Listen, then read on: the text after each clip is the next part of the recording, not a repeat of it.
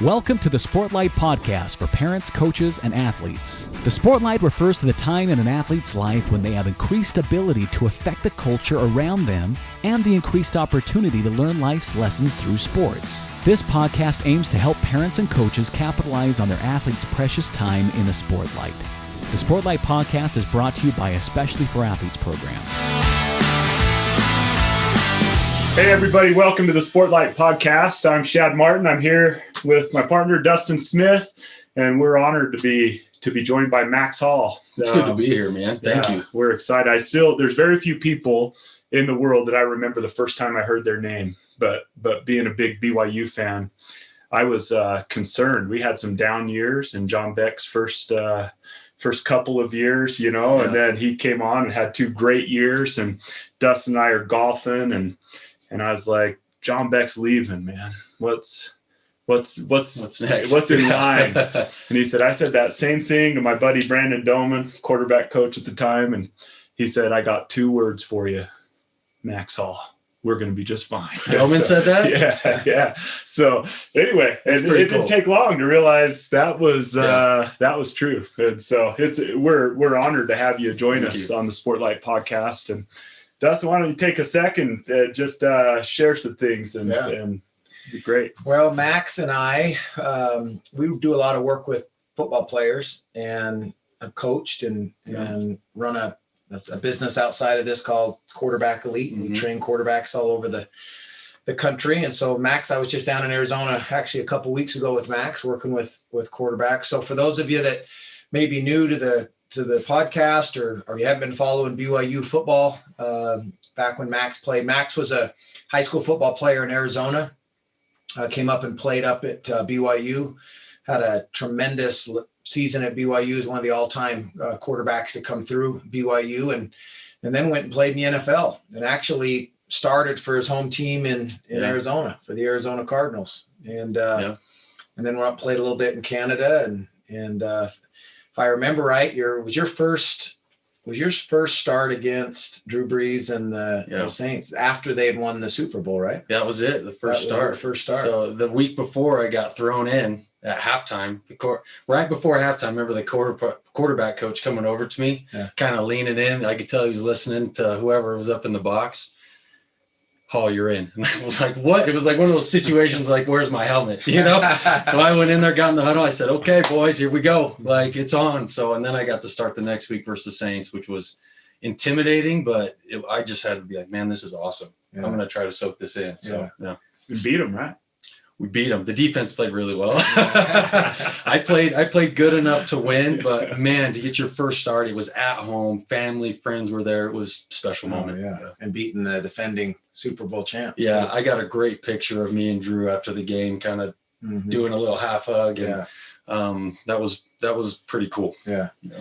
Well, I've through the last several years, Max, working with you and our quarterback stuff that we do, I've gotten to know you outside of football as well, and we've had a lot of serious conversations over the years. You're familiar with the nonprofit that we run, especially for athletes, and you've been a positive voice in our cause for a lot of years. I want to talk to the parents a little bit that listen to this, and the kids that we hope listen to our podcast, about some of the dangers that come from the pressure of the Sportlight. And, that's the name of our book. It's the name of this podcast. It's a key phrase in our program and in our curriculum and message. And you were at the highest levels of that Sportlight. And one of the dangers that comes from that Sportlight is the pressure of failing. And, and sometimes that pressure to fail and that desire to not fail can lead to some things, in some cases, things like drug abuse, and it can ruin kids. And I want to talk a little bit about that, because you have some experience, and you've been a voice for good for a lot of people in that. Talk to us a little bit and share your story with us. Yeah, I'd love to. I kind of want to start with BYU and how I got there, because I went to Arizona State right out of high school. My uncle Danny White, my grandpa Wizard White, their names are up there, and wasn't really a BYU fan growing up, ASU guy, but I went there for a semester. It wasn't a great environment for me. And the first time I was ever introduced like drugs, or it was mainly Percocet. A lot of my friends were doing it. And back then it was a pill. Yeah. I mean, you take a pill. It wasn't like cocaine or anything like that. It was safe, just, right? Yeah, it seemed safe. And dabbled with it at ASU, dabbled with it, but it was more of a recreational on the weekend type thing. Went on my mission. And when I got back, I had a very serious conversation with my dad, because my dad knew what was going on at ASU. So I was able to clean up. First of all, I kind of cleaned up. Some of my bishop went out, but when I got back, he goes, Max, what are you going to do? You're going to go back into that environment and be part of that? And is that the direction you want your life to go? Or are we going to take it in a different direction? So it's kind of funny. I actually had made the decision that I was done playing football. Oh, really? I was done playing football. I know. Isn't that crazy? Yeah. And so I was going to go to MCC, take some classes, get a job, and move on. 2 weeks after I got home from my mission, I get a call from Paul Tidwell, who was the head recruiter, and he was the running back coach at the time. Max, we heard you're home. We still got a scholarship for you. And I was blown away. I was like, this is crazy. Went up to a visit, sat in one of the team firesides before the game, looked at my dad, and he goes, you're supposed to be here. Mm-hmm. And so I was very blessed and lucky to be at BYU. And when I was at BYU, there's definitely that Sportlight, man. When you're the quarterback at BYU, it's not only the community in the state. I mean, you're representing a faith, and all the LDS people around the country and world kind of know who you are. Everywhere the team travels, there's BYU fans everywhere. Yeah. So that's a big Sportlight. And I kind of mentioned this story. When I was a kid, I was a huge Suns fan. And my favorite player was, and I'm going to put him on blast a little bit, but KJ Johnson. He was my favorite player. And I remember my Uncle Danny was the coach for the Rattlers at the time. So we would go down to the arena and the Suns would be practicing while the Rattlers were. So I'd get to go to some of the practices. And after practice, KJ would sprint to the locker room. I could never get him. I try to go up to him. He would ignore me, go. So after one of the practices, Charles Barkley's hanging around. And he sees me and my cousin, and he brings us over. I'm playing one-on-one with Charles Barkley. We're goofing around. He's having fun, and he spent the time with us. And I thought that was the coolest thing in the world, that he was willing, because of who he was, and we idolized him, to spend some time with us. So I said, when I was at BYU, I remember that story. I wanted to be like Charles Barkley.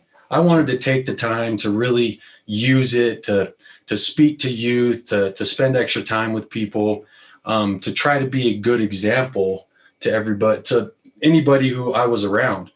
And I did my best. And so I had a great experience at BYU on and off the field, and the different people that I met and experiences that I had was just awesome. So I was lucky enough to go play in the NFL. I remember draft day, getting calls from different teams. We're going to take you in the 5th. We're going to take you in the 6th, and then just nothing. So I didn't get drafted. I had the option to go to Arizona, Cincinnati, or Tampa Bay. And I decided to go back home to the Arizona Cardinals and wanted to play in front of the hometown. So we talked a little bit about the story when I got the start versus the Saints. But this is kind of where, for me, I started running into some issues, because during that game, right before halftime, there was a play where right on the goal line, it was a pass play. I dropped back. I ended up scrambling to my left, and I got to like the 2-yard line, right? And how I am, I'm not going to slide. I'm not going to go down. So here I am at the 1 yard line. I'm going to lower my head and try to get in, and I just get blasted by 2 guys, and I get knocked out cold. Now, I've had a lot of concussions and stuff, but I'd never been knocked out like on the field like that. So I remember kind of opening my eyes. Larry Fitzgerald had picked me up, and he's like shaking me. Hey, are you okay? Are you okay? And I'm like, yeah, I'm fine. I said, what happened? He goes, don't worry, we scored. So I thought, I got in, right? I made it. No, I fumbled, and the left tackle picked it up in the end zone. That's how we scored. And I remember the next day at film, everybody making fun of me. But but that concussion was tough, because back then the NFL concussion protocol wasn't around. Yeah. So I just said, I'm good. I finished the game, and the next week we were going up to Seattle, and I remember being in practice just hazy. And I remember in the game versus Seattle, I would forget the play at the line of scrimmage and have to ask the running back, what the play was. But you weren't going to go and tell a coach that, because this is your shot. Exactly. And that's never been who it's always been. I'm tough. I'm mentally strong. I can get through this. So I wasn't going to tell anybody. I was going to tell them I was fine. But the coaches should have seen how I was in practice and noticed that. So anyway, I kept playing. In the Seattle game, I took a hit in the backside, knocked out again. They started me the next week. And then it's so funny. I threw an interception. It was versus Tampa Bay, and they yanked me. And I'm thinking, now you pull me out? After everything that I've been through, I throw an interception, and it wasn't even my fault. And now they yanked me out. So that was really hard. So that kind of put me, I got a concussion. They yanked me there. I didn't get to start the next week. So I'm kind of depressed about the whole thing. Finally, I think it was 3 weeks later, they put me back in against the Rams. And I'm kind of stepping up in the pocket. I get sacked. Ball kind of slips out. I remember reaching out with my left hand, and one of the Rams defenders basically speared my shoulder and dislocated my shoulder. I remember it hanging down there, and I'm like looking at the sideline like, hey, my shoulder's out right now. So the trainer came over, yanked it back into place. And I remember he took me back to the locker room. So I'm not in a good place to begin with. I got a dislocated shoulder, and I thought my career was done. Yeah. I remember saying to the trainer, I'm like, it's over. It's done. And, he was trying to console me, but so I was out the rest of the year. I didn't get surgery on my shoulder, but I was able to go see a doctor, and I was prescribed Percocet. And I was familiar with Percocet. I had dabbled with it in the past, and I remember, hey, this stuff makes me feel pretty good. And what it did is it numbs out anything else that's going on around you. So I would take this stuff. Not only would it relieve the pain, it would relieve the emotional and mental pain that I had from my career being over. So I started taking more and more because I just wanted to numb everything out. Problem is, when he was able to give me one more prescription, and when that prescription was out, I was pretty much addicted to this stuff already. And so now I had to find it other places. I had to call, and being in Arizona, I knew people. I knew the friends that did it in high school, so I had access to people that I could call and get it. So now I'm getting this stuff off the street. And this is where the cycle really started to go for me. Now, I'm not going to blame my decision in drug use on my shoulder or the concussion, but I made the decision to numb things out. And so here we go. It gets worse and worse and worse. I'm introduced to other drugs that I'm using. I'm introduced to cocaine, and I start spiraling out of control. And it got to where I was not only mentally, but physically addicted to the stuff. I couldn't stop taking it because I would be in withdrawal. So here I am, just went from being in a great Sportlight at BYU and using that for good. Now what am I doing? I'm a drug addict, and it's a big secret. I'm keeping it from everybody. My wife finds out eventually. I convince her to keep it a secret, my parents, because I don't want it to ruin my reputation. Right. So now I got this big secret that I'm dealing with. I'm depressed. I'm using drugs, and it just got worse. And that went on for 4 or 5 years until finally I was arrested. So there was one morning where I did a whole bunch of cocaine and took a whole bunch of pills, and I'm wandering around in a Best Buy acting like an idiot. They call the cops. They show up. I had a little bit of cocaine left on me, and so they arrest me. That was on a Saturday. Monday was a holiday, so it came out to the public on a Tuesday. And at that time, and this is years down the road. So this is I've been struggling this for a while. I did go up to the CFL and play a little bit. I was put on a drug called Suboxone, which kind of helped with the withdrawal and just kind of kept me functional. So I got back from the CFL. I'm coaching for Gilbert High School. And I stopped taking the stuff. I start relapsing again. And here we go. Now I'm arrested. So 4 or 5 years ago, I'm the starting quarterback for the Arizona Cardinals. I just got done with a great career at BYU. Now I'm in the back of a cop car. Yeah. And I'm handcuffed. And so this Sportlight now is not a good thing for me. Yeah. Because of my decisions and my actions. And so now it's all over the news. And man, I never thought in my life that I would be in that position. If you'd have told me 10 years ago that one day I was going to be a drug addict and get arrested, I'd been like, you're crazy. That's not me. I come from a great family. I had a great upbringing. I was a hard worker. I was mentally tough. But this was a different animal, and addiction doesn't care who you are. It doesn't care where you come from. And so that was hard to deal with. And it was the lowest point of my life, sitting there thinking my secret's out.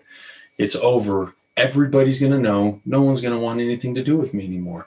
So that was very, very tough for me to have to deal with that and be in that position where I was. So I've been from one extreme in this thing to the other. And so, and then the depression and everything that goes along with that is really bad. So that's my story in a nutshell. I was able to get over it. I ended up going to rehab.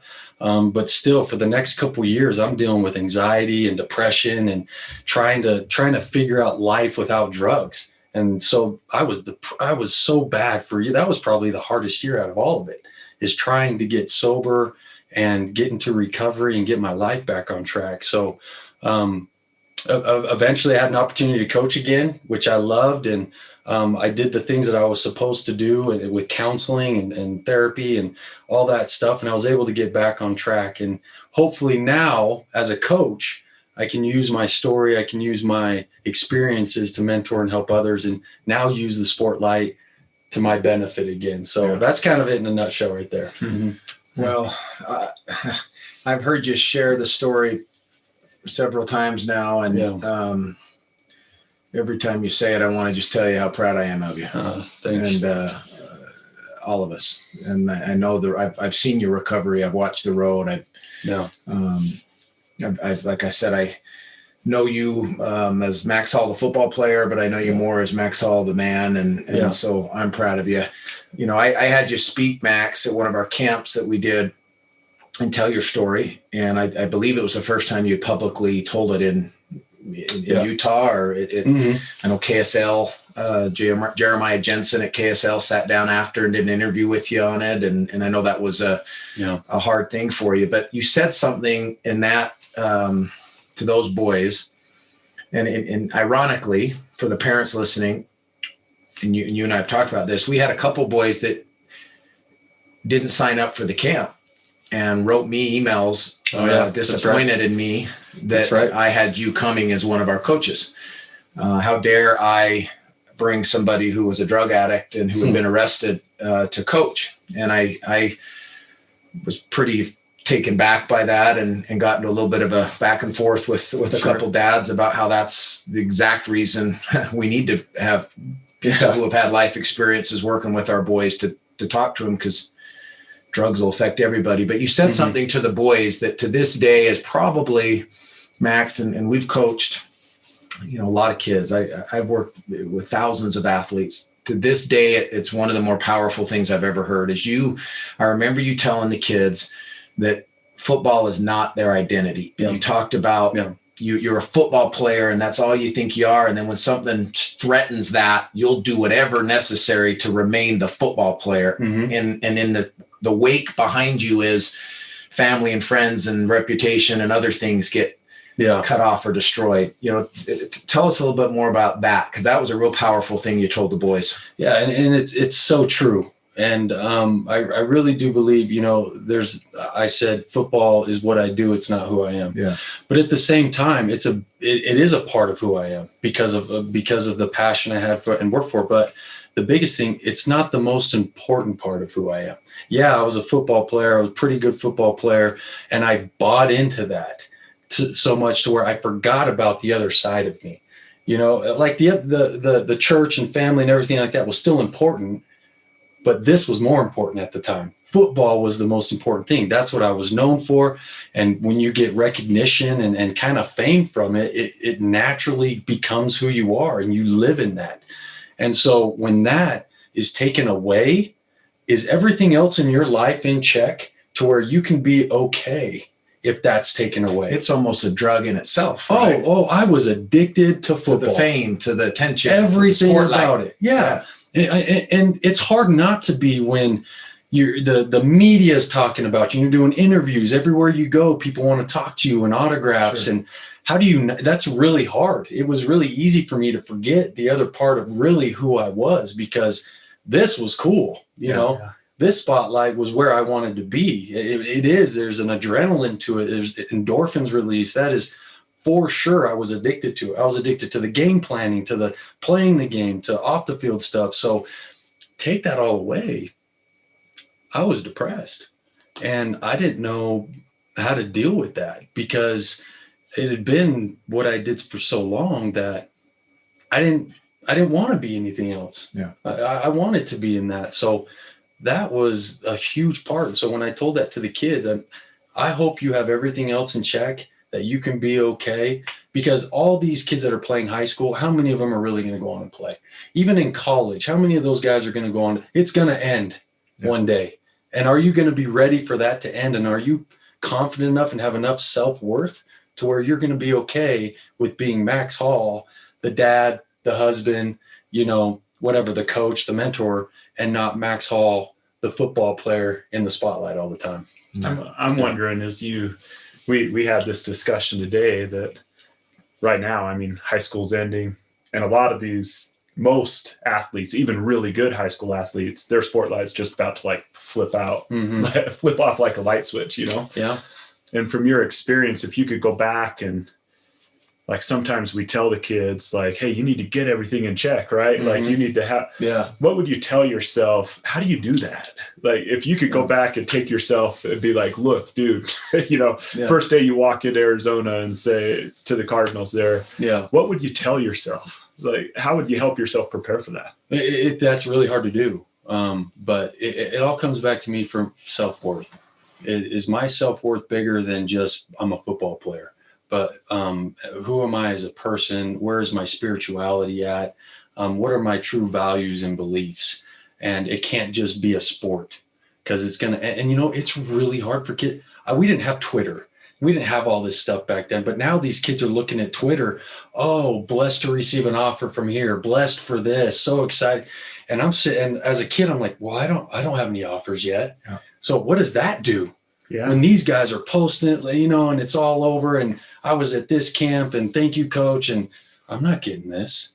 And I have kids right now in my high school that are just like, you know, and the problem is, some of them, I know they're not going to get an offer. You know, they're not good enough, but they think they should because everybody else is, and they see it. So when they don't, man, I see it. I see it go down, because in today's world, in social media, everybody's saying, oh man, you're so awesome. Congratulations. They start to believe all this crap. You know, all these good things that people are saying, they believe it. That's who they are. And now if they don't get that anymore, it's depressing for them. It is super depressing, because people's self-worth is based on what other people post or what they say on social media, which is unfortunate. Yeah. And parents, like, that's a big, we've talked about that in some other podcasts we've done, that, you know, I'm thinking from a parent's perspective, sometimes we cause it, like, we're the ones shining this bright spotlight. And then all of a sudden, you mentioned this in another podcast, it's like, boom, but, you know, the light switch goes off, and it's like to younger brother, to younger sister, you know, and all of a sudden these kids, you know, and I think there's a lesson in that for us to be careful with that, you know, even if our kid is a Max Hall, you know, going on to do these incredible things, compliment the right things in their life and make sure that, that those things that we're paying attention to are the things that matter and last, not just outcomes and achievements in sports and stuff like that. It's so true. And I see parents, especially dads, who are living through their kids and almost enjoy it more than the kid. And so I see some kids who end up hating their parents or their dad because they're putting all this pressure on them. You know, they're paying for them to get trainers and personal, you know, these coaches and going to camps, and they just drive them. And the kids, some of them are just like, they get sick of it. And now they see, maybe they're not getting the recognition they want. They got dad all over them saying they need to be better, shopping them around to different coaches, taking them to different high schools. And so the parents have to be very careful. I was blessed, and I'm gonna kind of give props to my dad. my dad did a really good job with me. He tried to teach me that being a man of God was more important than being, a really good football player. And he promised me that if I did these things, I'd be blessed on the football field and academics and things like that. So I was taught that, but still it became, if you get to that level, it's really hard. So parents do have to be careful. And what are you teaching your kids, and what are the values that you really want them to have? And their worth cannot be athletics. Well, parents out there that are involved in sports at the level that they're involved in it now, which is intense. I think more than ever need to be aware of these lessons that you share, Max, and because it's the making the identity of the athlete, the cheerleader, the volleyball player, the football player is easier to do now more than ever because of social media. And as parents, we really need to look ourselves in the mirror and ask ourselves before we do a post of our child, is this post for me? Yeah. And my compliments for my followers, is this post going to add undue and unnecessary pressure on my son? I think if we were to do that, our son or daughter, I think if we were to do that most of the time, we'd probably say, maybe I shouldn't even post this, right? Or be careful with how I post it, or make sure my son and daughter know that their real worth is in the work ethic they're putting into this, and how they're treating other people, and are they coachable, and are they a teammate? And my guess is that in the kids that you work with and see, that would be something that you would you'd advocate for more of. Absolutely, because athletics is so awesome as far as the lessons that it can teach you, the hard work, integrity, being a good teammate, showing up on time, you know what I mean, being a team player. There's so many good lessons with it. And if we focus, and that's why high school has always been a pure form of the sport. It's getting worse though. The college and NFL atmosphere is starting to come down to where it becomes more of a business. And how am I going to get my kid a scholarship? As opposed to, hey, I want you to be a good teammate, a good friend. I want you to be good in the community. Let's do service. Let's use this Sportlight to do some good. Yeah. And if you're just harping on what your kid's doing in the sport and not focusing on the values of it, then you're doing it wrong. And even for me, I mean, before we started this thing, I was showing you videos of Rex, right? I'm already a proud dad. He's playing a flag football game right now. And I'm already, as a dad, thinking how awesome that is. So even for me, I'm trying to take my own advice right here. Yeah. Am I teaching my son Rex the right things? And yeah, that's great. And you can do that. But I also want you to be a great person. I want you to be, my dad used to always say, I want you to be a man of God, because that's the most important thing. Because in life, like I said, sports are going to end, and you're going to have to move on to taking care of a family and being a good example to your kids. So, as we've gone around and spoken and thought, I have my own children, and they're involved in these things and competing in it. It's almost like I have this check on myself that if I want them to accomplish to like post, I kind of have the wrong mindset, right? Like I should want them sometimes even to experience failure. Like if I'm looking at sports the right way and I see them lose, I see them be disappointed. I see them, our daughters are drill girls, pull out of a dance. If we're looking at sports the right way, it's almost like we could say, I'm glad they're experiencing that. Yeah. I want them to, I'm more interested in them learning the lesson that's going to come from this than posting like, oh, my daughter, da, da, da, da, or my son, da, da, da. Mm-hmm. And that looking, like keeping my eyes open as I watch my kids participate in stuff, and looking for opportunities to teach them really important lessons, but also like capitalizing on even failure. Mm-hmm. Like, hey man, I'm glad that you just experienced this. Because life's going to be worse than this. Yes. Like this is high school drill. It feels like everything right now. Yes. But please learn how to deal with these things, because you're going to have them your whole life, And you mentioned your dad and how he did this great job. And it doesn't prevent our kids from having struggles. Mm. But I bet it instilled that in order to get up and get back to life when you could have continued to spiral. I bet that played a huge role in that, those lessons he taught you. It did. And man, I fell hard a few times. And some of the lessons that he taught me were invaluable. And even when I was going through that, he was there for me and supported me and was willing to help. And that was a big deal. And kind of going back to the posting, it's okay to post stuff once in a while. Sure. Hey, you can be proud of your kid. Absolutely. That's not what we're saying. Right. Go ahead and post that stuff in a while. But I love what you said about the failure. And I have a great experience. I'm going to bring up Rex again. We had I coach his little basketball team in the winter. And we played a game where it came down. We're down by 1 point. Ball got passed to Rex. He had a shot to win the game and he missed it. And after the game, I could see it. I could see it in him. And he was almost in tears. And I pulled him aside. I said, dude, I'm so proud of you. I'm so proud of you. And I said, that's not going to be the last time that you miss a shot or that something bad happens to you. And so if you can coach them through, if you can coach your kids through a situation like that the right way and just say, you're going to make mistakes. I'm here for you. I still love you and I'm proud of you. And guess what? It's going to happen again. So let's prepare. You're going to be okay. At the end of the day, you're going to be okay. And if you don't learn from it, then that's wrong. Let's learn from it. And maybe next time you make the shot, great. Maybe next time you miss again. How are we gonna deal with that? But it's so true what you said. Sometimes the failures can be the best teaching points rather than, if you did make the shot. It was a way better, cool experience for me and him to go through that. So and I think that the great benefit sports provides, at least kids that are like us, that are built like us, that I cared. It's unfathomable to me to think about how much I cared about an 11-year-old basketball game when I was 11 years old. Oh, I know. But the fact that our kids care about something so deeply gives them opportunity to experience disappointment and defeat and failure. Sports provides that maybe better than anything else can. I agree. To our youth. And so what a great way at this time in our world where resiliency is an issue in our world.